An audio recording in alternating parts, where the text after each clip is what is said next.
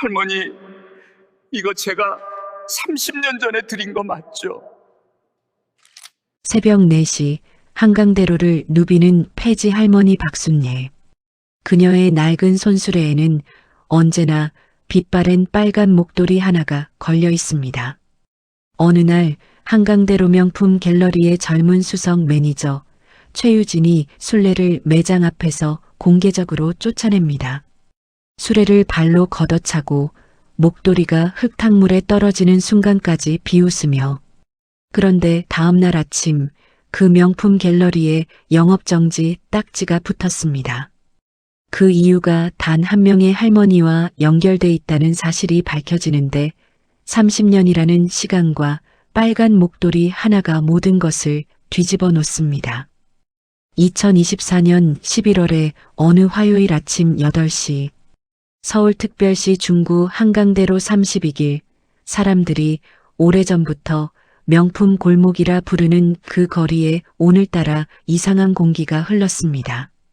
한강대로 명품 갤러리 정문 앞에 경찰차 2대가 비상등을 켠 채 세워져 있었고, 중구청 소속 공무원 3명이 노란 봉인 테이프를 유리문 가득히 붙이고 있었죠. 테이프에는 굵은 글씨로 이렇게 쓰여 있었습니다. 영업정지 처분 위반 사항 확인 시까지 출입 금지. 출근길 직장인들이 발걸음을 멈추고 스마트폰을 꺼냈습니다. 옆 매장 점주들이 팔짱을 끼고 수군거렸고, 취재 차량 한 대가 끼익 소리를 내며 인도 옆에 멈춰 섰습니다. 그리고 그 혼란의 한가운데 박스 2개를 두 손에 들고 정문을 나서는 한 사람이 있었습니다. 28살 최유진. 사흘 전까지만 해도 이 매장의 수석 매니저였던 그녀였습니다. 고급 유니폼 대신 오늘은 후줄근한 트레이닝복 차림이었고, 눈 밑에는 뜬 눈으로 지생밤의 흔적이 시퍼렇게 내려앉아 있었죠. 기자 한 명이 마이크를 들이밀며 영업정지 처분의 원인이 할머니 한 분 때문이라는 이야기가 있는데 사실이냐고 물었습니다. 최유진의 입술이 파르르 떨렸습니다. 박스를 꼭 쥔 손가락 마디가 하얗게 질렸죠. 그녀는 아무 말 없이 고개를 푹 숙인 채 취재진 사이를 빠져나갔습니다. 그 뒷모습을 바라보던 이웃 매장 사장이 낮게 중얼거렸습니다. 폐지 줍는 할머니 한 분 쫓아냈다가 적골이 났다잖냐고, 세상에 별일이 다 있다고. 도대체 어떻게 된 일이었을까요? 이야기는 3주 전으로 거슬러 올라갑니다. 새벽 4시 20분. 서울 중구 한강대로 일대는 아직 어둠 속에 잠겨 있었습니다. 편의점 간판 불빛만이 젖은 아스팔트 위에 길게 번져 있었죠. 그 불빛 사이로 바퀴 삐걱이는 소리가 규칙적으로 울려 퍼졌습니다.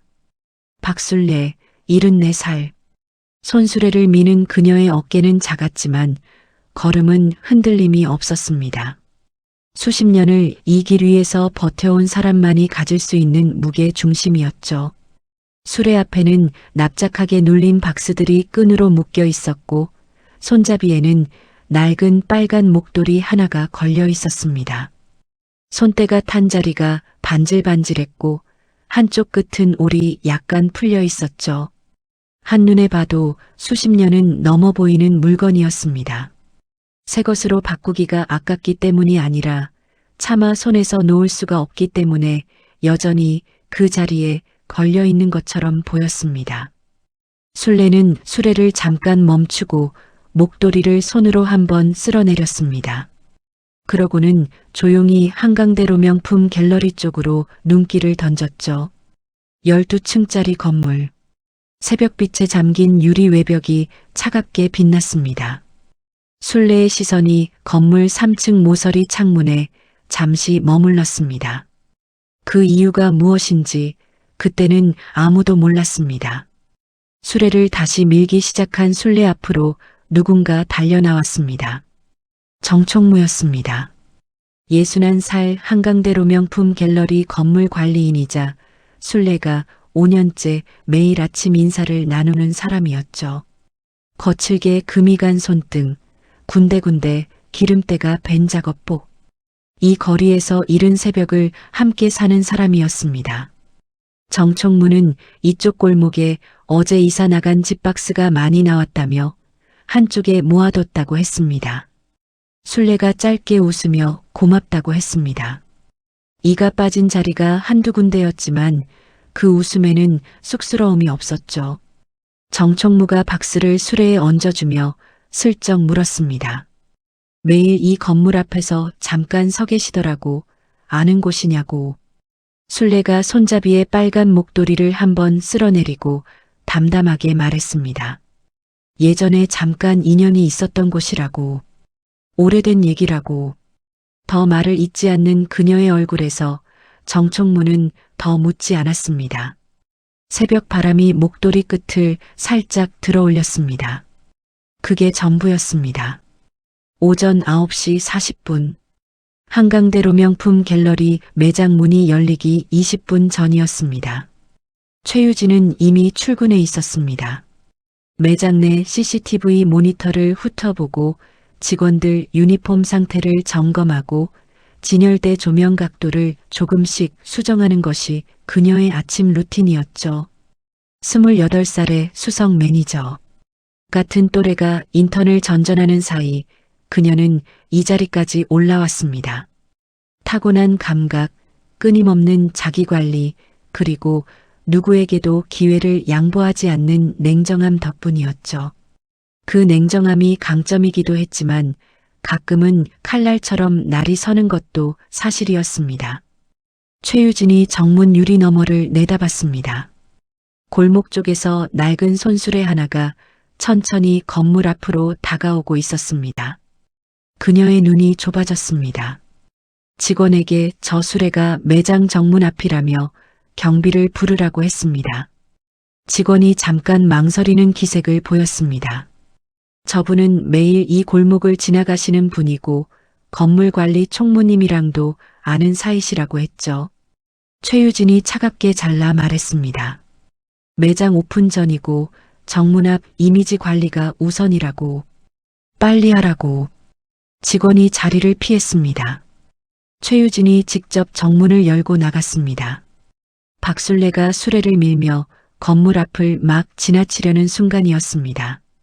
최유진이 잠깐이라고 불렀습니다.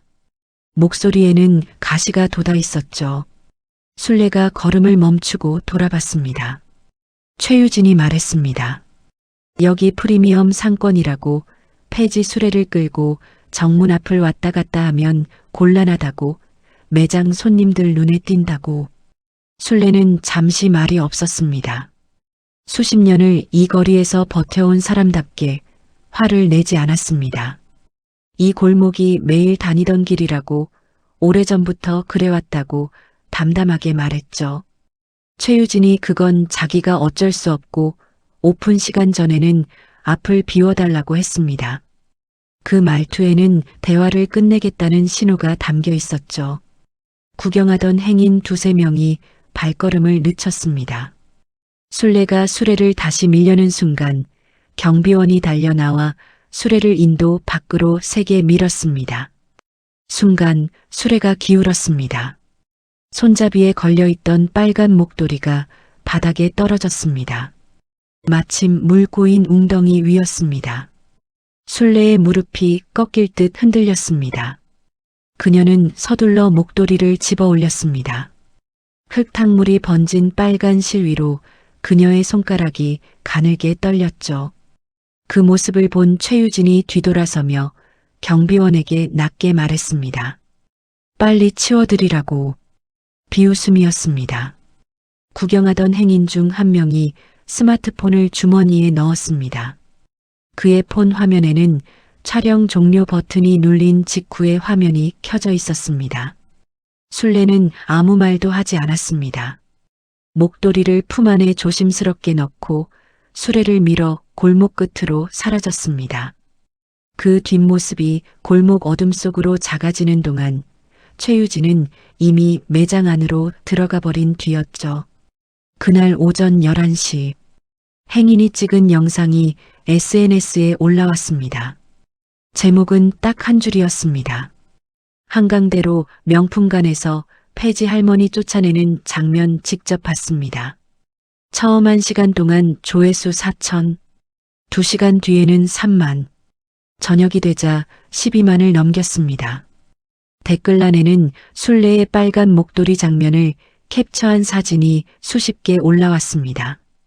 그 시각 서울특별시 중구 을지로이가에 있는 5층짜리 건물 3층 사무실에서 한 남자가 모니터 화면을 물끄러미 바라보고 있었습니다. 65살 오상철. 한강대로 명품 갤러리 건물의 실질적인 소유주였습니다. 그의 눈이 화면 속 빨간 목도리에서 멈췄습니다. 두 손이 천천히 책상 위로 내려왔습니다. 그 손이 가늘게 떨리고 있었죠. 오상철은 한참 동안 아무 말 없이 그 화면만 바라봤습니다. 새벽 4시 10분. 어제와 똑같은 시각, 똑같은 골목이었습니다. 박순례는 오늘도 수레를 밀고 있었습니다. 어제 흙탕물에 젖었던 빨간 목도리는 밤새 손으로 빨아 수레 손잡이에 다시 걸어뒀습니다. 아직 완전히 마르지 않아 끝부분이 축축했지만 그녀는 개의치 않았습니다. 그냥 그 자리에 걸려 있어야 하는 물건이었으니까요. 골목 어귀에서 정총무가 손을 들었습니다. 간밤에 새로 나온 박스가 있다고 미리 묶어뒀다고 했습니다. 순례가 고맙다고 하며 수레를 멈췄습니다. 정총무가 박스를 수레에 얹으면서 조심스럽게 말을 꺼냈습니다. 어제 올라온 영상 봤냐고. SNS에서 엄청나게 퍼지고 있다고. 댓글이 수만 개가 달렸다고. 순례가 손으로 수레끈을 고쳐 매며 짧게 대답했습니다. 못 봤다고. 폰이 없다고. 정총무가 멈칫했습니다. 순례는 이미 수레를 밀기 시작한 뒤였죠. 정총무는 그 뒷모습을 한동안 바라봤습니다. 폐지 킬로그램당 120원. 가득 채운 수레 한 번에 많아야 5,000원. 그 돈을 벌기 위해 이 여자는 날마다 새벽 4시에 일어납니다. 어제 누군가에게 공개적으로 망신을 당하고도 오늘 아침 같은 자리에 같은 시각에 나타났습니다. 정총무는 손을 꼭 쥐었다가 천천히 폈습니다. 그 시각 서울특별시 마포구 합정동의 작은 꽃집에서는 불이 켜져 있었습니다. 박미현 48살, 순례의 딸이었습니다. 꽃집 이름은 미연아원이었습니다. 합정역 사거리에서 골목 하나를 꺾어 들어가면 나오는 간판도 수수한 작은 가게였죠. 아침 일찍 꽃을 받아서 다듬고 진열하는 것이 그녀의 하루 시작이었습니다. 미연은 국화줄기를 다듬다가 스마트폰을 들었습니다. 친구가 보내온 링크가 하나 와 있었습니다. 메시지에는 이렇게 쓰여 있었죠. 미연아, 이거 혹시 너 어머니 아니야? 미연의 손이 멈췄습니다. 영상을 눌렀습니다. 15초짜리 영상이었습니다. 폐지 수레, 빨간 목도리, 그리고 수레가 기울며 목도리가 웅덩이에 떨어지는 장면. 미연의 눈이 커졌습니다. 화면 속 작은 어깨, 흰 머리카락, 그리고 손잡이의 빨간 목도리. 틀림없었습니다. 댓글을 봤습니다. 수만 개였습니다. 저 할머니 너무 불쌍하다. 명품관 직원 진짜 인성 쓰레기. 저 목도리 집어올리는 장면에서 눈물 났다. 할머니 혹시 연락처 아시는 분 계세요? 미연은 폰을 내려놓았습니다. 그러고는 다시 들었습니다. 다시 내려놓았습니다. 손등 위로 눈물 한 방울이 툭 떨어졌습니다. 국화 꽃잎 위로 번졌죠. 미연은 꽃집 문을 잠그고 어머니 집으로 뛰었습니다. 서울특별시 중구 신당동 반지하 셋방. 순례가 새벽 수거를 마치고 돌아온 시각은 아침 7시였습니다. 수레를 마당 한쪽에 세우고 손을 씻고 밥을 안 쳤죠. 냉장고에는 어제 남은 깍두기와 두부 한 모가 있었습니다. 두부를 썰어 기름에 지지는 동안 문이 벌컥 열렸습니다. 미연이었습니다. 숨이 가빠져 있었고 눈이 빨갛게 부어 있었습니다. 순례가 두부 뒤집개를 든 채 딸을 봤습니다. 왜 이 새벽에 왔냐고 물었습니다. 미연이 폰을 내밀었습니다. 엄마, 이거 봤어? 하고 물었습니다. 순례는 폰 화면을 잠깐 봤습니다. 그러고는 다시 두부 쪽으로 눈을 돌렸습니다. 불 줄여야 한다고 타겠다고 했습니다. 미연이 목소리를 높였습니다. 엄마, 이게 지금 얼마나 퍼진 줄 알아? 댓글이 몇만 개야. 저 직원 가만두면 안 되잖아. 나 오늘 그 매장 가서 따질 거야. 순례가 두부를 접시에 옮겨 담으며 말했습니다. 내버려 두라고. 미연이 믿을 수 없다는 얼굴로 어머니를 봤습니다. 순례가 밥상을 차리며 담담하게 말을 이었습니다. 저 사람도 먹고 살려고 저러는 거라고. 내가 거기 앞을 지나다닌 게 맞으니까 내가 비켜주면 그만이라고. 미연의 광대뼈가 파르르 떨렸습니다. 엄마는 매일 새벽 4시에 일어나서 빈술에 밀고 나가서 킬로그램에 120원짜리 박스 줍고 5,000원 벌어서 이 밥 사는 거잖아. 그 사람들 앞에서 공개적으로 그 꼴 당하고도 내버려 두라고. 순례가 딸 앞에 깍두기 그릇을 밀며 말했습니다. 먹어. 일찍 왔으니까 배고프지. 미연의 눈에서 눈물이 쏟아졌습니다. 두 손으로 얼굴을 가렸습니다. 어깨가 들썩였습니다. 순례는 딸의 등을 가만히 두드렸습니다. 두드리는 손바닥이 거칠었고 손마디마다 굳은 살이 박여 있었습니다. 새벽 찬바람에 트고 또 트서 손등 곳곳이 갈라져 있었죠. 그 손이 딸의 등을 토닥토닥 두드렸습니다. 말이 없었습니다. 그게 전부였습니다. 오전 10시 한강대로 명품 갤러리 매장 안이었습니다. 최유진은 평소와 다름없이 출근해 있었습니다. 어제 올라간 영상, 댓글 수십만, 쏟아지는 비난. 그녀도 당연히 알고 있었습니다. 직원들이 눈치를 보며 수군거리는 소리도 들렸죠. 하지만 최유진은 흔들리지 않았습니다. 진열대를 점검하며 직원에게 말했습니다. 오늘 예약 손님 리스트 다시 한번 확인하라고. 오후 2시 VIP 내방 전에 응대 멘트 맞춰보자고. 직원이 조심스럽게 물었습니다. 혹시 어제 영상 관련해서 공식 입장을 내야 하지 않겠냐고. 최유진이 짧게 대답했습니다. 그럴 필요 없다고. SNS 여론은 사흘이면 꺼진다고. 사과문 냈다가 오히려 더 불붙인 케이스를 얼마나 많이 봤냐고. 그녀의 말은 틀리지 않았습니다. 그동안은 그랬으니까요. 최유진이 VIP 응대 자료를 들고 사무실로 들어가면서 직원에게 한마디 덧붙였습니다. 오늘 저 할머니가 또 이쪽 골목으로 오면 조용히 다른 방향으로 안내하라고. 실랑이 없이 직원이 고개를 끄덕였습니다. 최유진은 사무실 문을 닫았습니다. 그 순간 그녀의 손에 들린 서류 뭉치가 미세하게 떨렸습니다. 아주 짧은 순간이었습니다. 그녀 자신도 알아채지 못했을 만큼 그 시각 을지로이가 3층 사무실이었습니다. 오상철은 어제부터 그 영상을 수십 번 돌려봤습니다. 새벽에도 잠을 이루지 못하고 책상 앞에 앉아 있었죠. 커피는 식었고 옆에 펼쳐진 서류들은 건드리지 않은 채였습니다. 그의 눈은 계속 영상 속 한 장면에 머물렀습니다. 술의 손잡이에 걸린 빨간 목도리, 흙탕물에 떨어진 그 목도리를 할머니가 두 손으로 집어 올리는 장면. 오상철은 오른손으로 자기 왼쪽 가슴 주머니를 짚었습니다. 그러고는 천천히 자리에서 일어났습니다. 사무실 안쪽 서랍장을 열었습니다. 맨 아래 칸, 다른 서류들 밑에 꽂혀 있는 낡은 봉투 하나를 꺼냈습니다. 봉투 겉면에는 연필로 쓴 글씨가 흐릿하게 남아 있었습니다. 1994년 2월, 30년이 넘은 날짜였습니다. 봉투 안에는 종이 한 장과 흑백 사진 한 장이 들어 있었습니다. 오상철은 사진을 꺼냈습니다. 20대 중반쯤 돼 보이는 남자 하나, 그 옆에 선 젊은 여자 하나.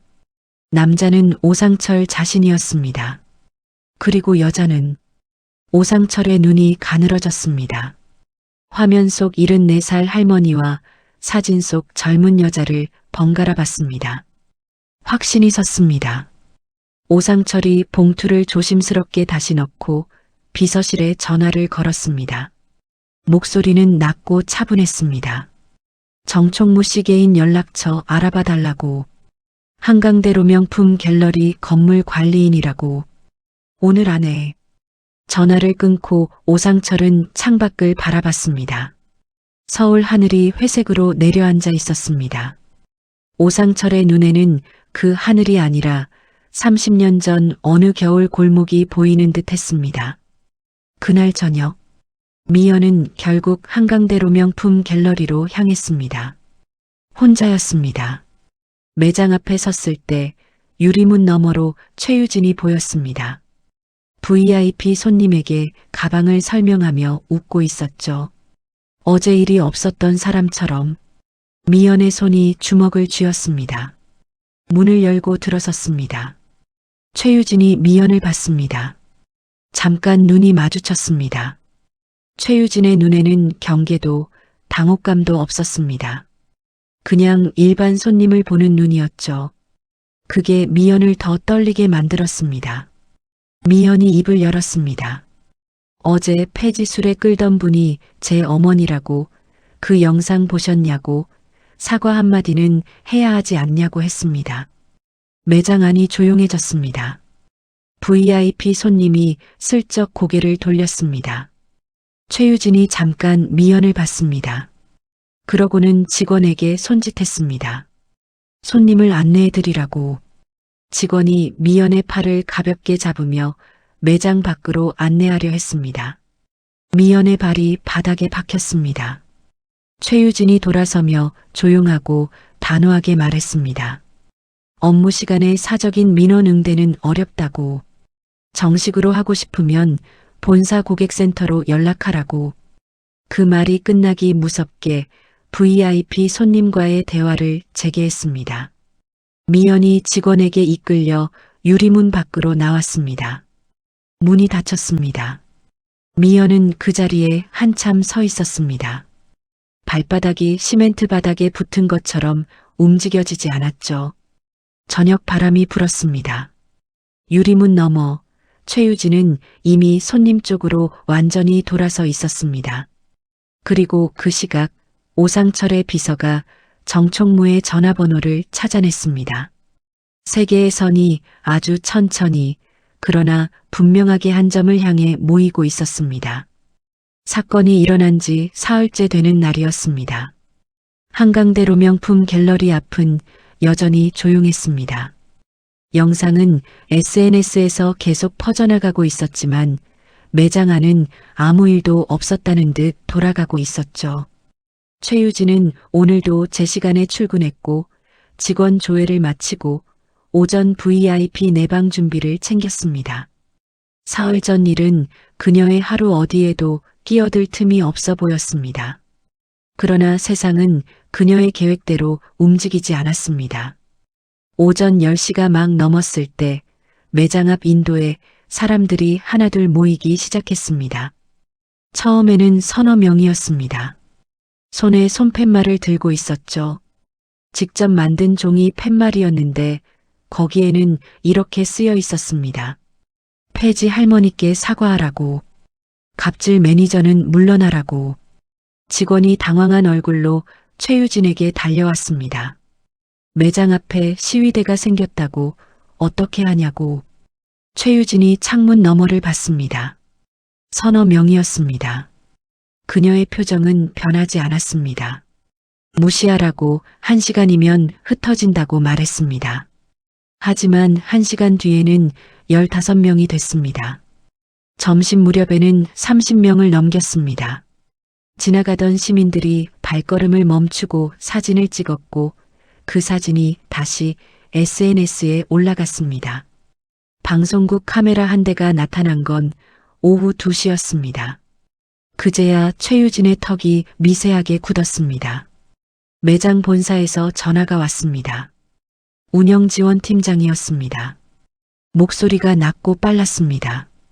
당장 공식 사과문을 내야 하는 거 아니냐고, 이미 언론에서 다루기 시작했다고, 브랜드 이미지 손상이 심각하다고 했습니다. 최유진이 침착하게 말했습니다. 자신이 처리하겠다고, 대응 방향을 오늘 안에 보고하겠다고. 전화를 끊고 최유진은 잠시 눈을 감았습니다. 그녀는 빠르게 머릿속을 정리했습니다. 직접 나가서 사과하는 건 최후의 수단이었습니다. 영상 속 자신의 행동이 규정상 문제가 있었는지 따져봤습니다.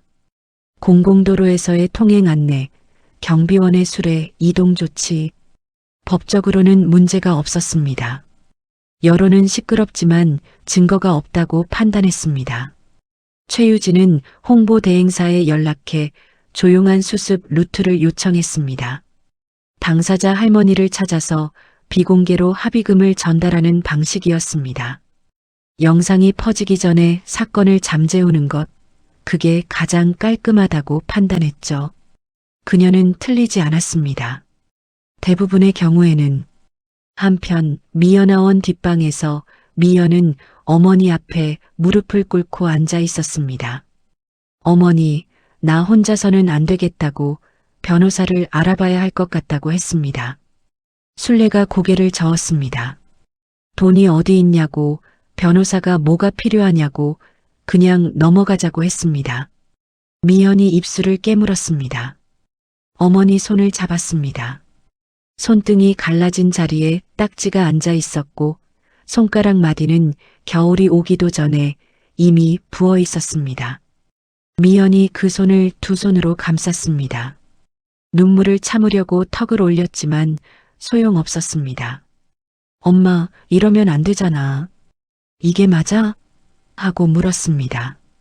순례는 딸의 손을 꼭 쥐었습니다. 아무 말도 하지 않았습니다. 창밖으로 낙엽이 지는 소리만 들렸습니다.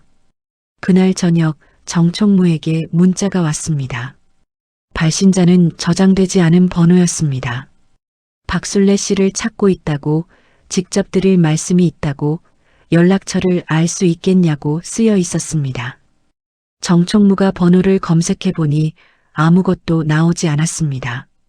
스팸인가 싶어 지우려다가 멈췄습니다. 문자 말투가 정중했습니다. 사무적이지 않았습니다.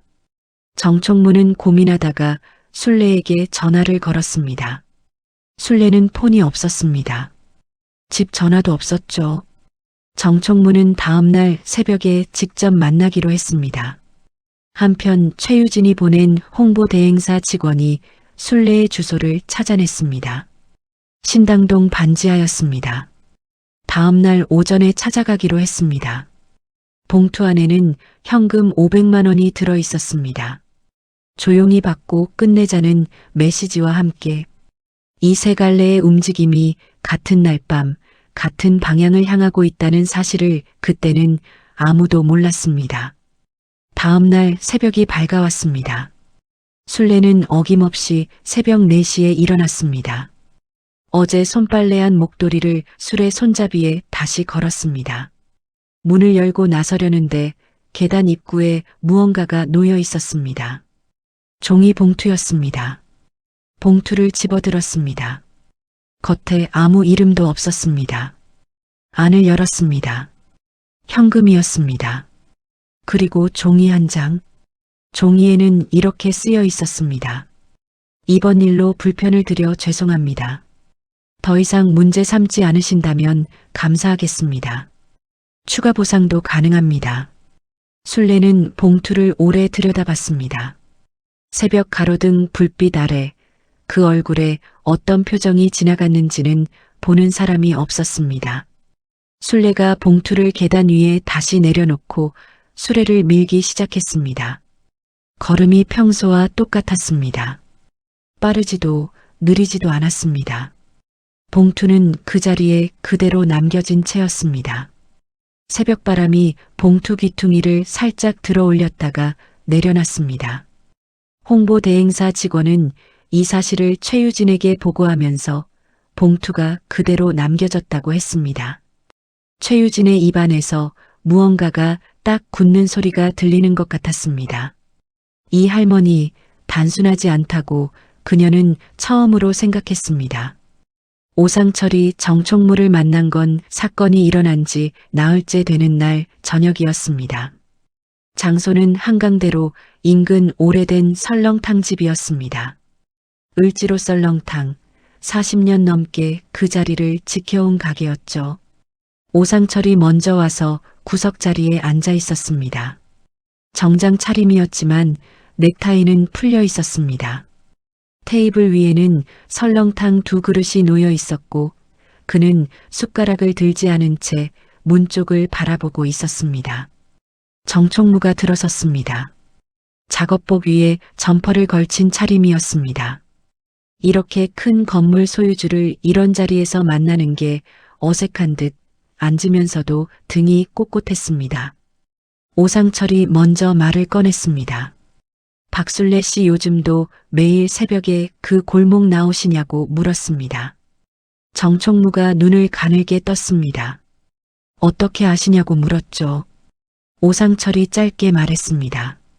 오래전에 아는 분이라고. 정총무가 잠시 오상철을 봤습니다. 그러고는 그렇다고 5년째 하루도 빠진 날이 없다고 했습니다. 비 오는 날도 눈 오는 날도 새벽 4시면 어김없이 나온다고. 오상철의 눈과 근육이 미세하게 움직였습니다. 정총무가 조심스럽게 물었습니다.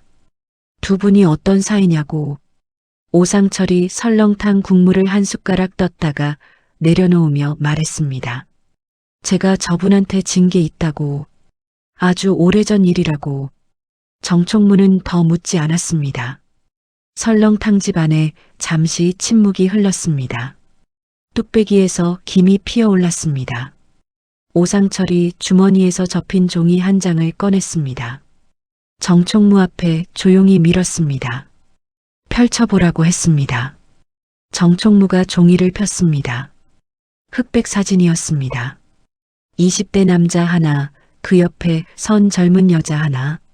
정총무가 여자 얼굴을 보는 순간 눈이 커졌습니다. 술래 씨 아닙니까? 하고 정총무가 물었습니다. 오상철이 고개를 끄덕였습니다. 정총무는 사진을 오래 들여다봤습니다. 사진 속 여자는 지금의 술래와 똑같은 눈을 하고 있었습니다. 담담하고 흔들림 없는 눈. 웃고 있었지만 어딘가 쓸쓸한 눈이었죠. 오상철이 천천히 말을 이었습니다. 1994년 겨울이었다고 했습니다. 그는 그때 25살이었습니다. 지방에서 서울로 올라온 지 3년째 되던 해였고 작은 무역회사에서 말단 직원으로 일하고 있었죠. 월급은 45만 원이었습니다. 고시원 방세가 15만 원이었으니 남는 돈으로는 하루 한 끼를 제대로 먹기도 빠듯했습니다.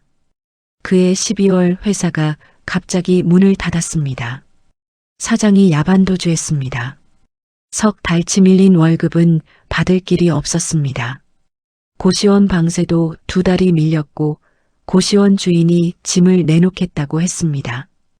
영하 10도가 넘는 한강대로 골목에서 오상철은 갈 곳이 없었습니다.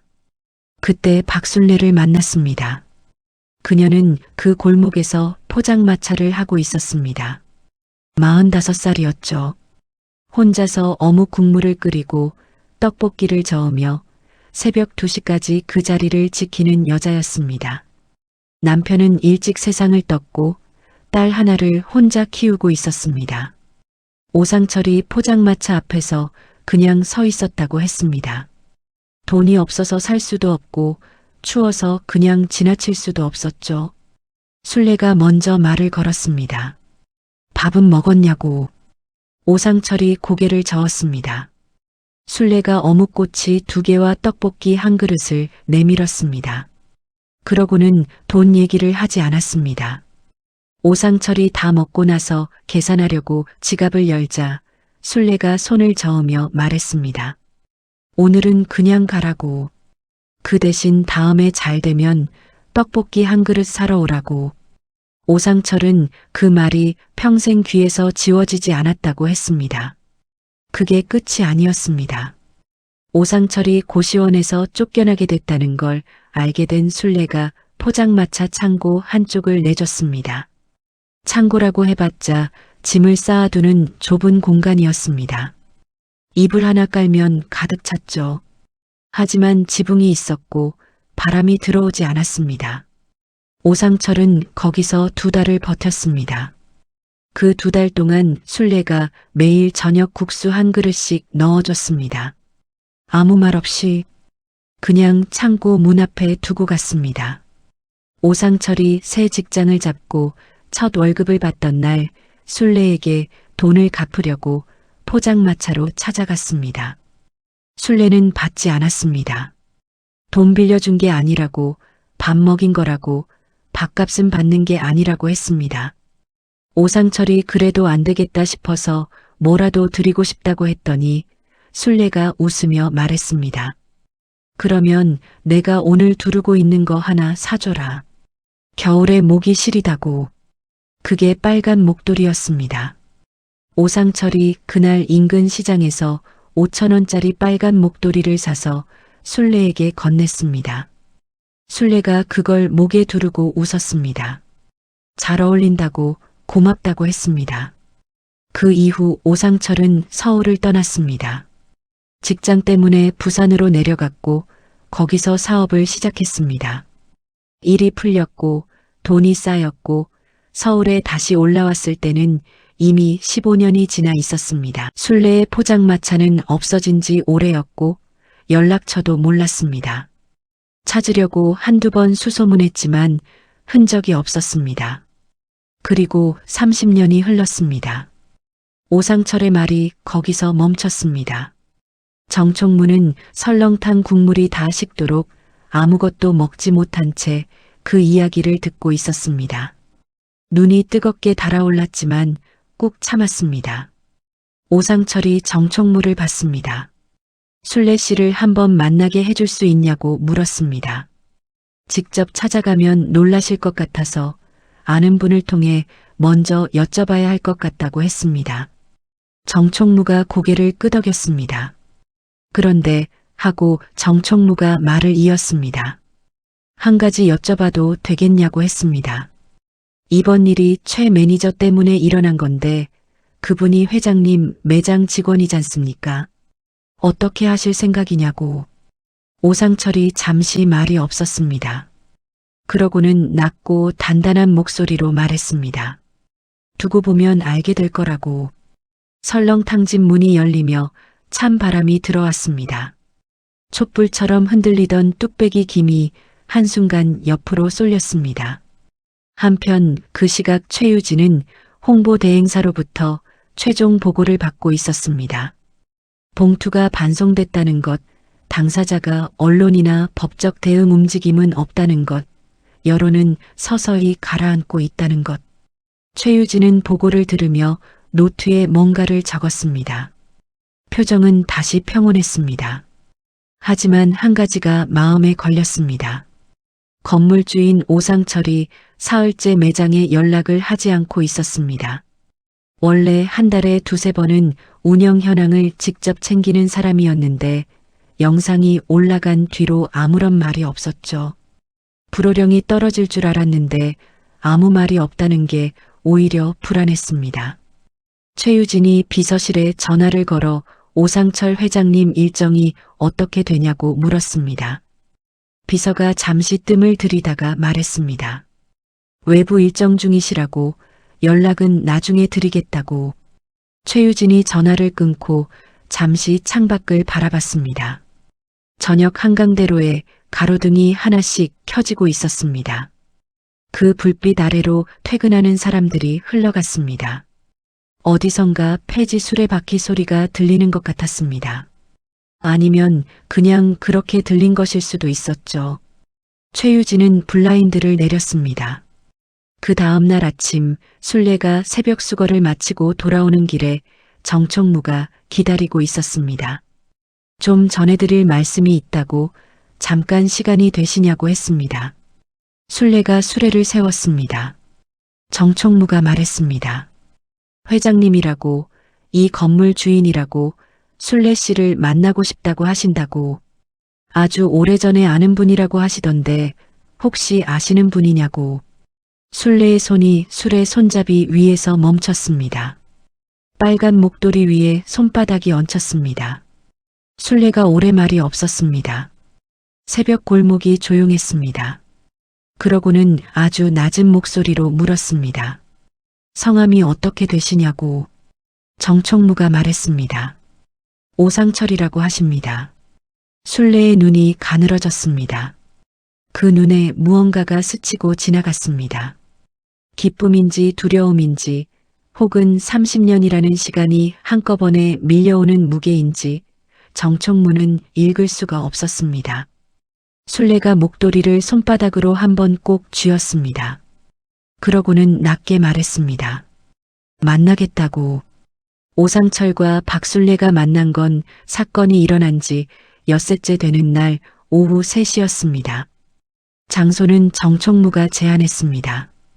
한강대로 명품 갤러리 건물 뒤편 골목, 순례가 매일 수레를 세워두는 작은 공터 옆에 있는 오래된 떡볶이 가게였습니다. 이름은 한양분식이었죠. 순례가 가끔 1,000원짜리 어묵 국물 한 잔을 마시러 들르는 곳이었고 주인 할머니가 순례 얼굴을 알아보는 곳이었습니다. 오상철이 먼저 와 있었습니다. 이번에도 정장 차림이었지만 들어오면서 코트를 벗어 의자 등받이에 걸었습니다. 테이블 위에는 어묵 국물 2잔이 놓여 있었습니다. 한양분식 주인 할머니가 오상철을 보고 눈이 동그래졌지만 정총무가 미리 귀띔을 해뒀는지 아무 말 없이 가게 안쪽으로 들어갔습니다. 순례가 들어섰습니다. 수레는 공터에 세워두고 왔습니다. 빨간 목도리만 손에 들고 있었습니다. 수레에서 떼어서 들고 온 것이었죠. 왜 그랬는지는 순례 자신도 몰랐을 겁니다. 오상철이 자리에서 일어섰습니다. 두 사람이 마주봤습니다. 30년이었습니다. 25살이었던 청년은 65살이 됐고 45살이었던 여자는 75살이 됐습니다. 주름이 늘었고 머리카락이 휘어졌고 몸이 작아졌습니다. 하지만 오상철은 단번에 알아봤습니다. 그 눈을, 담담하고 흔들림 없고 어딘가 쓸쓸한 그 눈을. 오상철이 입을 열었습니다. 목소리가 약간 갈라졌습니다. 오래 기다리셨죠? 하고 말하려다가 그 말이 이상하다는 걸 깨달았는지 그냥 순례 씨 하고 불렀습니다. 순례가 맞은편 의자를 당겨 앉았습니다. 손에 든 빨간 목도리를 테이블 위에 내려놓았습니다. 오상철의 눈이 목도리로 갔습니다. 한참 동안 그걸 봤습니다. 그게 그거죠? 하고 물었습니다. 순례가 고개를 끄덕였습니다. 그렇다고 했습니다. 30년이 지났는데도 못 버렸다고, 올이 풀리면 꿰매고 또 풀리면 또 꿰매고 그렇게 쓰다 보니 여기까지 왔다고 했습니다. 오상철이 그 말을 듣는 동안 눈을 감았습니다. 잠깐이었습니다. 그러고는 눈을 뜨고 말했습니다. 죄송합니다 하고. 순례가 무슨 말이냐고 했습니다. 오상철이 말을 이었습니다. 찾으려고 했는데 찾지 못했다고, 사실은 처음 몇 번 수소문하다가 포기했다고, 그게 마음에 걸렸다고 했습니다. 그리고 이번에 영상을 보고 나서야 비로소 알게 됐다고, 자기 건물 앞에서 그런 일이 일어났다는 게 너무 부끄러웠다고 했습니다. 순례가 짧게 말했습니다. 내가 그 앞을 지나다닌 건 이유가 있었다고. 오상철이 물었습니다. 무슨 이유냐고. 순례가 어묵 국물을 한 모금 마셨습니다. 그러고는 천천히 말했습니다. 그 건물이 예전에 자기가 포장마차 하던 자리라고. 재개발되기 전에 그 골목에서 15년을 장사했다고. 건물이 들어서고 나서도 발길이 자꾸 간다고, 그냥 지나치는 거라고, 특별한 이유가 있는 게 아니라고 했습니다. 오상철이 한동안 말이 없었습니다. 그러다가 낮게 말했습니다. 그 자리에서 내가 밥을 얻어먹었다고, 그 자리에서 지붕을 얻었다고, 그 자리 덕분에 지금 내가 여기 있다고. 한양분식안이 조용했습니다. 순례가 오상철을 봤습니다. 잘 됐냐고 물었습니다. 말투는 담담했지만 그 안에 30년의 궁금함이 들어 있었습니다. 오상철이 웃었습니다. 덕분에 잘 됐다고 했습니다. 순례도 웃었습니다. 이가 빠진 자리가 보였습니다. 다행이라고 했습니다. 두 사람이 그렇게 잠시 웃었습니다. 한양분식 안에 어묵 국물 냄새가 피어올랐습니다. 그러나 그 온기는 오래가지 않았습니다. 오상철이 표정을 고치며 말했습니다. 이번 일 때문에 드릴 말씀이 있다고, 그 직원 문제는 자기가 처리하겠다고 했습니다. 순례가 고개를 저었습니다. 내버려 두라고, 젊은 사람이 일 잃으면 안 된다고 했습니다. 오상철이 순례를 봤습니다. 그 눈에 뭔가 복잡한 것이 지나갔습니다. 그냥 그럴 수 없다고 했습니다. 이유가 있다고 순례가 물었습니다. 무슨 이유냐고. 오상철이 잠시 망설이다가 말했습니다. 최유진이 이번 일만 문제가 아니라고. 자기가 석 달 전부터 이상한 낌새를 감지하고 있었다고. 매장 매출 자료와 실제 입금 내역 사이에 차이가 있었다고. 처음에는 착오인 줄 알았는데 정밀 감사를 넣어보니 아니었다고. 그런데 증거가 충분하지 않았다고. 최유진이 워낙 치밀하게 처리를 해놔서 잡을 수가 없었다고 했습니다. 순례가 조용히 듣고 있었습니다. 오상철이 계속 말했습니다. 그런데 이번 영상 사건 이후로 최유진이 홍보대행사를 통해 순례에게 합의금 봉투를 보냈다는 걸 알게 됐다고. 그 과정에서 최유진이 매장 경비를 사적으로 유용한 정황이 포착됐다고. 그게 실마리가 됐다고.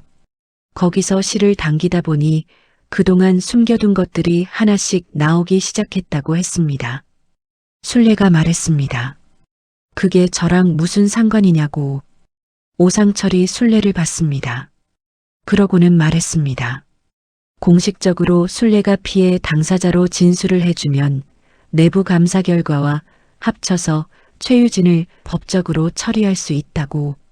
조용히 넘어가면 최유진은 아무 일 없었다는 듯 살아갈 거라고. 그게 맞는 일이냐고 물었습니다. 순례가 오래 말이 없었습니다. 창밖으로 한강대로 저녁 불빛이 들어왔습니다. 오상철은 순례의 대답을 기다리며 어묵 국물 잔을 두 손으로 감쌌습니다. 순례가 테이블 위에 놓인 빨간 목도리를 내려다봤습니다. 올이 풀린 자리, 꿰맨 자리, 또 풀리고 또 꿰맨 자리. 30년의 흔적이 그 위에 고스란히 남아 있었습니다. 순례가 입을 열었습니다. 한 가지만 묻겠다고 했습니다. 그 직원이 나쁜 짓을 했다는 증거가 확실히 있냐고. 오상철이 고개를 끄덕였습니다. 확실하다고 했습니다. 순례가 말했습니다. 그러면 하겠다고. 이유를 물었더니 순례가 짧게 대답했습니다. 나쁜 짓을 하고 아무 일 없이 살면 안 된다고. 그건 내가 당해서가 아니라 그게 맞으니까라고. 오상철이 순례를 한참 바라봤습니다. 눈가에 주름이 깊어졌습니다. 그 자리에서 두 사람은 오래 이야기를 나눴습니다. 어묵 국물이 식었습니다. 한양분식 주인 할머니가 아무 말 없이 따뜻한 걸로 다시 갖다 줬습니다. 밖에서는 한강대로 저녁 퇴근길이 흘러가고 있었습니다. 그리고 그 시각 한강대로 명품 갤러리 사무실에서 최유진은 내부 감사팀이 자료 제출을 요청해 왔다는 통보를 받았습니다. 처음 받아보는 통보였습니다. 그녀의 손이 서류를 쥔 채 멈췄습니다. 감사 요청은 오상철 회장 직인이 찍혀 있었습니다. 최유진이 자리에서 일어나 창밖을 봤습니다. 한강대로 명품 갤러리 유리 외벽이 저녁 불빛을 받아 반짝이고 있었습니다. 그 아래 골목 어귀에 낡은 폐지 수레 하나가 세워져 있었습니다. 빨간 목도리는 없었습니다. 최유진의 눈이 그 수레에서 멈췄습니다. 처음으로, 아주 처음으로 그녀의 등줄기에 찬 기운이 흘렀습니다. 내부 감사 요청이 떨어진 다음 날부터 최유진은 움직이기 시작했습니다. 그녀는 당황하지 않았습니다. 적어도 겉으로는 그랬습니다. 감사팀이 자료를 요청해 오면 자료를 냈습니다. 질문을 하면 답했습니다. 막힘이 없었고 빠뜨린 것도 없었습니다. 3년 동안 이 매장을 운영하면서 그녀가 해온 모든 처리는 서류상으로는 완벽했습니다. 수기장부는 없었고 개인 계좌 거래는 흔적이 지워져 있었고 경비 유용권도 협력업체 세금 계산서로 가려놓은 상태였습니다. 감사팀이 사흘을 뒤졌지만 결정적인 것이 나오지 않았습니다. 최유진은 그 결과를 보고받고 나서 처음으로 어깨를 내렸습니다. 커피를 한 잔 마셨습니다. 그리고 오상철에게 직접 전화를 걸었습니다. 회장님, 감사 결과 이상 없는 걸로 나온 것 같은데 이제 마무리되는 거냐고 물었습니다. 목소리는 침착했습니다. 오상철이 잠시 말이 없다가 그래, 수고했어 하고 짧게 끊었습니다. 최유진이 전화를 내려놓으며 생각했습니다. 역시 서류가 전부라고. 감정이나 여론 따위는 증거가 될 수 없다고. 이번에도 넘어갔다고. 그러나 그 안도감은 사흘을 넘기지 못했습니다. 열흘째 되는 날 오전, 최유진의 개인 스마트폰에 문자가 한 통 왔습니다. 발신자는 저장되지 않은 번호였습니다. 내용은 단 한 줄이었습니다. 협력업체 강태호 사장님이 검찰에 출석하셨습니다. 최유진의 얼굴에서 혈색이 빠졌습니다. 강태호. 그녀가 3년 동안 세금 계산서 처리를 함께 해온 사람이었습니다. 실제로는 용역을 제공하지 않은 허위 계약을 통해 매장 경비를 빼돌리는 방식이었죠. 강태호는 그 대가로 일정 수수료를 받았고 둘 사이에는 철저한 불문율이 있었습니다. 절대 발설하지 않는다는 것. 그런데 강태호가 검찰에 출석했습니다. 최유진이 즉시 강태호에게 전화를 걸었습니다. 받지 않았습니다. 다시 걸었습니다. 역시 받지 않았습니다. 세 번째에는 없는 번호라는 안내가 나왔습니다. 최유진의 손이 책상을 짚었습니다. 그녀는 빠르게 생각했습니다. 강태호가 왜 갑자기 움직였는지, 누가 건드렸는지. 감사팀은 서류상 이상이 없었다고 했습니다. 그런데 검찰이 왜 강태호를 부른 건지, 누군가 서류 바깥에서 접근했다는 뜻이었습니다. 최유진이 홍보대행사에 연락했습니다. 혹시 이쪽에서 건드린 거 있냐고, 강태호라는 사람 알고 있냐고 물었습니다. 대행사 쪽은 모른다고 했습니다. 그 시각 오상철의 법률 대리인이 서울중앙지방검찰청 앞에서 강태호를 만나고 있었습니다. 강태호는 검찰 조사를 받기 전날 밤 오상철 측의 접촉을 받았습니다. 오상철이 제시한 조건은 단순했습니다. 사실대로 말하면 강태호에 대한 별도 고발은 없다고, 말하지 않으면 공범으로 함께 처리된다고. 강태호는 하룻밤을 고민했습니다. 그리고 출석했습니다. 최유진은 이 사실을 그때는 몰랐습니다. 그녀가 알게 된 건 나흘 뒤였습니다. 검찰 조사관이 한강대로 명품 갤러리 사무실로 나타났습니다. 최유진에게 임의 동행을 요청했습니다. 사무실 직원들이 굳은 얼굴로 지켜보는 가운데 최유진이 코트를 집어들었습니다. 손이 떨리지 않도록 악착같이 힘을 줬습니다. 출입문을 나서는 순간까지 고개를 들고 있었습니다. 그게 최유진이 한강대로 명품 갤러리를 나선 마지막 날이었습니다. 검찰 조사는 사흘에 걸쳐 진행됐습니다. 최유진은 끝까지 부인했습니다. 강태호의 진술은 오해라고, 계약은 정상적이었다고, 자신은 모르는 일이라고 했습니다. 담당 검사가 강태호 진술서를 테이블 위에 내밀었습니다. 최유진이 그 서류를 봤습니다. 읽는 동안 그녀의 눈 아래 근육이 가늘게 떨렸습니다. 진술서에는 날짜별 이체 내역, 전화 통화 내용 요약, 그리고 두 사람이 나눈 문자 메시지 캡처가 첨부돼 있었습니다. 캡처본은 강태호가 따로 보관하고 있던 것이었습니다. 최유진은 강태호가 그걸 갖고 있을 거라고는 생각하지 못했습니다. 그게 틈이었습니다. 아무리 치밀한 사람도 믿었던 사람의 배신은 막을 수 없다는 것, 그게 최유진이 3년 동안 단 한 번도 생각하지 않은 부분이었습니다.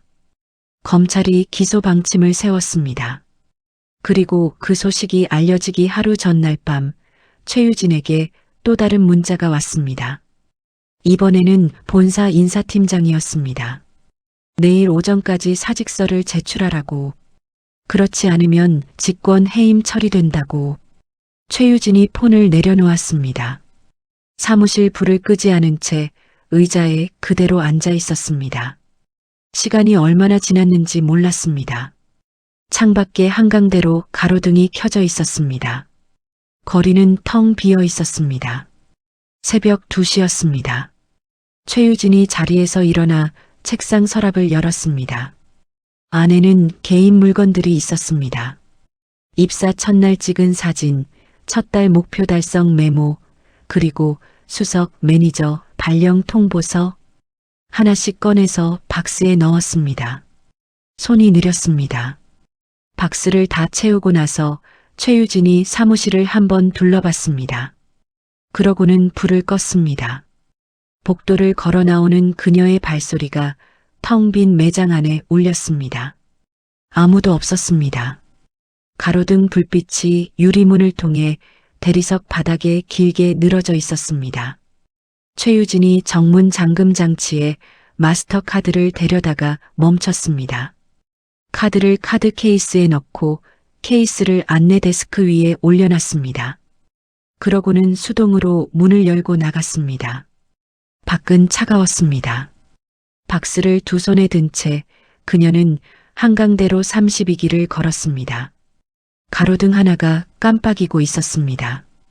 골목 어귀에 낡은 폐지 수레 하나가 세워져 있었습니다. 주인이 자리를 비운 것인지 아직 수거가 끝나지 않은 것인지 알 수 없었습니다. 최유진이 그 수레 앞에서 잠깐 멈췄습니다. 손잡이에 빨간 목도리가 없었습니다. 그녀는 다시 걸었습니다. 한 블록을 걸어서 모퉁이를 돌았습니다. 그 뒤로는 아무도 보지 못했습니다. 그런데 바로 그 시각 순례의 반지하 새방에서 미연이 어머니 옆에 앉아 있었습니다. 오상철의 법률 대리인이 다음날 오전 순례에게 공식 피해 진술서 서명을 요청하기로 돼 있었습니다. 미연이 서류 내용을 읽으면서 어머니에게 설명하고 있었죠. 순례가 서류를 듣다가 물었습니다. 이거 하면 저 아이한테 어떻게 되냐고. 미연이 말했습니다. 형사 처벌 받는다고. 엄마한테 한 것도 있고 회사 돈 횡령한 것도 있으니까 가볍지는 않을 거라고. 순례가 잠시 말이 없었습니다. 미연이 어머니 눈치를 봤습니다. 혹시 그냥 넘어가려는 거냐고 물었습니다. 순례가 고개를 저었습니다. 그게 아니라고, 그냥 그 애가 어쩌다 저렇게 됐나 싶다고 했습니다. 한창 좋을 나이에 저러고 있으니까 하고. 미연의 눈이 붉어졌습니다. 엄마 하고 불렀습니다. 더 말을 잇지 못했습니다. 순례가 서류에 손을 얹었습니다. 그러고는 담담하게 말했습니다. 그래도 해야 한다고. 잘못한 건 잘못한 거라고. 내가 봐줄 수 있는 게 아니라고. 순례가 미연에게 펜을 달라고 했습니다.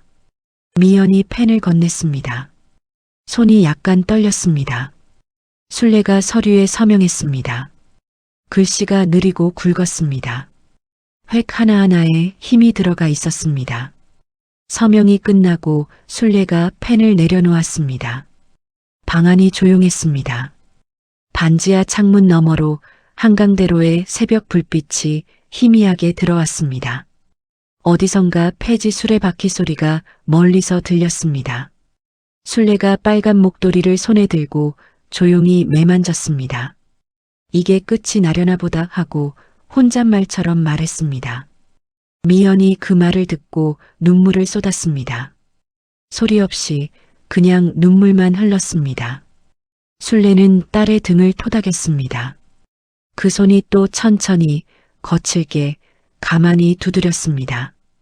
밤이 깊었습니다. 공식 기소 발표가 난 건 사건이 시작된 지 열나흘째 되는 날 오전이었습니다. 서울중앙지방검찰청이 한강대로 명품 갤러리 전 수석 매니저 최유진을 업무상 횡령 및 배임 혐의로 기소한다는 내용이었습니다. 횡령 금액은 3년에 걸쳐 총 4,200만 원.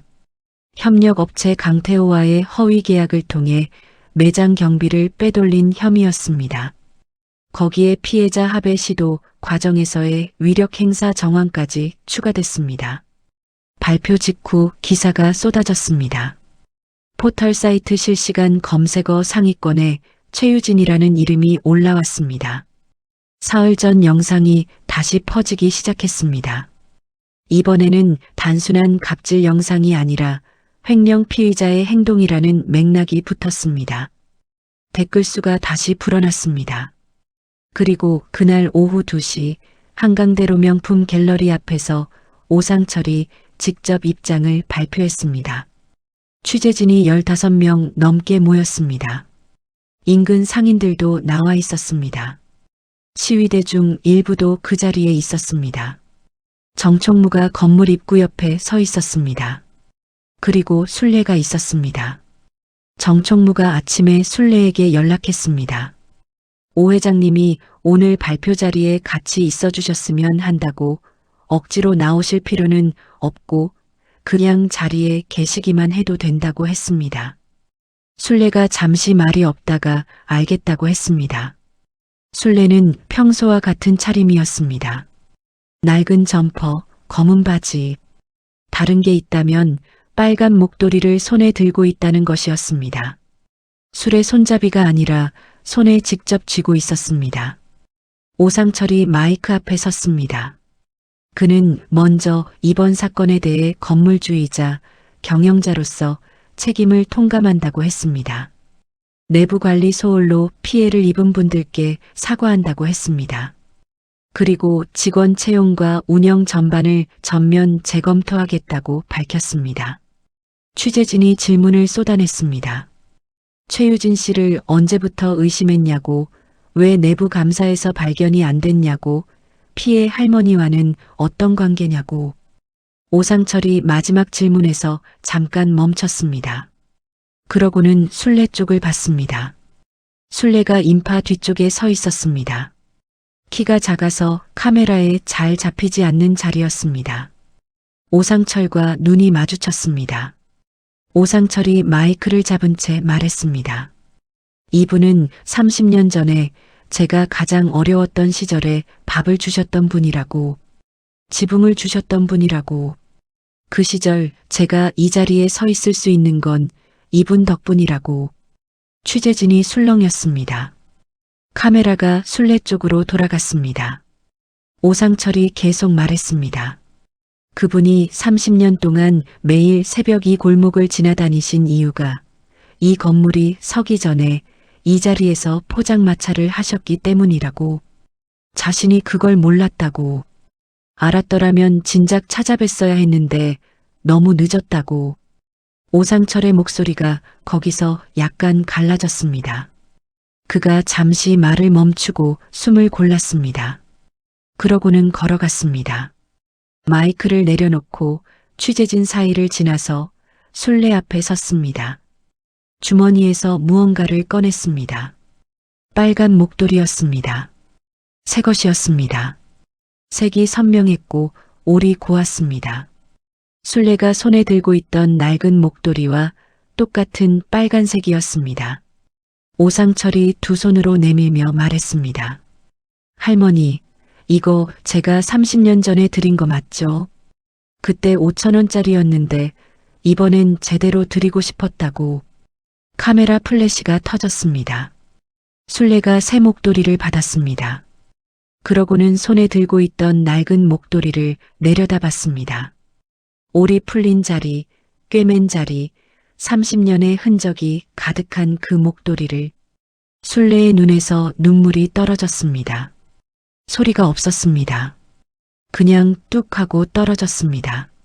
순례가 낡은 목도리를 오상철에게 내밀었습니다. 이건 당신이 가지라고, 내가 30년 동안 잘 썼다고, 이제 돌려드린다고 했습니다. 오상철이 두 손으로 받았습니다. 그 손이 떨렸습니다. 취재진이 조용해졌습니다. 카메라 셔터 소리만 났습니다. 인파 뒤쪽에서 미연이 그 장면을 보고 있었습니다. 두 손으로 입을 막고 있었습니다. 어깨가 들썩였습니다. 정총무는 건물 입구 기둥에 등을 기댄 채 눈을 감았습니다. 뜨거운 게 눈꺼풀 안쪽에서 차올랐습니다. 꾹 눌러도 소용없었습니다. 그 장면이 취재진 카메라에 담겼습니다. 그날 저녁 뉴스에 나갔습니다. 포털 메인에 올라갔습니다. 댓글 첫 번째 줄에는 이렇게 쓰여 있었습니다. 30년 전 5,000원짜리 목도리가 이렇게 돌아올 줄 누가 알았겠냐고. 그 댓글에 좋아요가 4만 개였습니다. 최유진은 그날 저녁 뉴스를 집에서 봤습니다. 혼자였습니다. 화면 속에서 오상철이 순례에게 목도리를 건네는 장면이 나왔습니다. 최유진이 리모컨을 들어 텔레비전을 껐습니다. 방이 어두워졌습니다. 최유진은 한동안 그 어둠 속에 앉아 있었습니다. 그녀가 무슨 생각을 했는지는 아무도 몰랐습니다. 재판은 이듬해 봄에 시작됐습니다. 최유진은 끝까지 일부 혐의를 부인했습니다. 그러나 강태호의 진술과 문자 캡처본, 그리고 오상철 측이 추가로 확보한 이체 내역 앞에서 부인은 오래 버티지 못했습니다. 재판부는 업무상 횡령 혐의에 대해 유죄를 인정했습니다. 징역 1년에 집행유예 3년, 추징금 4,200만 원이었습니다. 선고가 내려지던 날 법정에는 방청객이 많지 않았습니다. 순례는 오지 않았습니다. 미연도 오지 않았습니다. 정총무만 혼자 방청석 구석에 앉아 있었습니다. 선고가 끝나고 정총무가 밖으로 나왔습니다. 법원 앞 벚꽃이 막 피기 시작하고 있었습니다. 정총무가 순례에게 전화를 걸었습니다. 폰이 없는 순례 대신 미연이 받았습니다. 판결 내용을 전하자 미연이 잠시 침묵했다가 말했습니다. 엄마한테 전해드리겠다고, 고맙다고. 전화를 끊고 정총무는 법원 앞 벤치에 잠시 앉았습니다. 봄 햇살이 따뜻했습니다. 한편 오상철은 판결 다음 날 한강대로 명품 갤러리 전면 리모델링을 발표했습니다. 매장 이름을 바꾸고 운영 방식을 전면 개편하겠다고 했습니다. 그리고 한 가지를 더 발표했습니다. 건물 1층 모서리, 순례가 30년 전 포장마차를 하던 자리 근처에 작은 공간을 만들겠다고 했습니다. 상업 용도가 아니라 이 골목을 오래 지켜온 사람들이 쉬어갈 수 있는 자리로 쓰겠다고. 이름은 아직 정하지 않았다고. 기자가 물었습니다. 왜 그 자리냐고. 오상철이 말했습니다. 그 자리가 제 시작이라고. 그 기사가 나간 뒤 댓글에 누군가 이렇게 썼습니다. 30년 전 5,000원짜리 밥 한 그릇이 서울 한복판에 쉼터를 만들었다고. 그 댓글에 좋아요가 6만 개였습니다. 그리고 그 봄이 지나고 여름이 왔습니다. 박순례는 여전히 새벽 4시에 일어났습니다. 수레를 끌고 한강대로 32길로 나갔습니다. 달라진 게 있다면 하나였습니다. 수레 손잡이에 빨간 목도리가 2개 걸려 있었습니다. 낡은 것과 새 것, 나란히. 순례가 건물 앞을 지나쳤습니다. 1층 모서리에 작은 공간이 만들어져 있었습니다. 나무 벤치 2개, 작은 화분 몇 개. 이름도 없었습니다. 그냥 그 자리에 조용히 있었습니다. 순례가 그 앞에서 수레를 잠깐 멈췄습니다. 그러고는 다시 밀었습니다. 바퀴 소리가 새벽 골목에 규칙적으로 울렸습니다. 정총무가 건물 입구에서 손을 들었습니다. 오늘도 박스가 있다고 모아뒀다고 했습니다. 순례가 웃었습니다. 이가 빠진 자리가 보였습니다. 고맙다고 했습니다. 두 사람이 새벽 골목에서 박스를 수레에 얹었습니다. 말이 없었습니다. 서울 하늘이 동쪽부터 아주 조금씩 밝아오고 있었습니다. 빨간 목도리 2개가 새벽 바람에 나란히 흔들렸습니다. 낡은 것이 먼저 흔들렸고 새 것이 따라 흔들렸습니다. 30년 전 5,000원짜리 목도리 하나가 한 사람을 살렸고 그 사람이 30년을 버텼습니다. 세상은 가끔 이렇게 돌아옵니다. 늦더라도 반드시. 좋은 일은 기억되고 나쁜 일은 드러납니다. 오늘도 새벽 4시에 일어나는 누군가의 하루가 언젠가 반드시 빛을 받는 날이 오기를 바랍니다. 이 이야기가 마음에 남으셨다면 구독과 좋아요 부탁드립니다. 여러분의 응원이 다음 이야기를 만듭니다.